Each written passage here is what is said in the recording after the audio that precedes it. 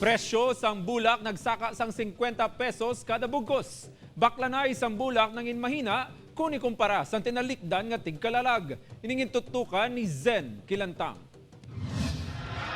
Kun sang una, nagabaha ang mga nagkalain-lain nga bulak sa kilid sang Haro Cathedral, isa ka semana antas ang piyesta minatay, subong ilisipon na lang ang nagabaligya. Umpisa sang nagpandemya, nangin mahina ang baklanay sang bulak, dugang pa nga nagmando ang mga LGU nga saraduhan ng mga public cemeteries, umpisa October 29 tubtob November 4. Suno sa mga manugbaligya, pila lang kabilog ang mga customer nga nagpabook. Medyo mahina gid man sa ikumpara mo sang nagligad nga tuig kay sang nagligad nga tuig mga amo nang inadlaw damo na kami booking.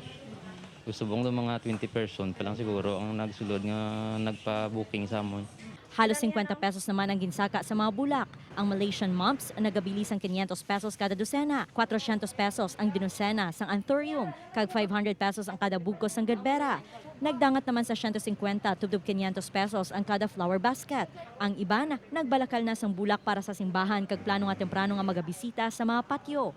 Temprano kami mabakal kay basi sa sunod nga mga bala masako na di subong kay daw hindi pa gawa manang mabakal na kami nga daan. Nga kadto lang sa patio mo na.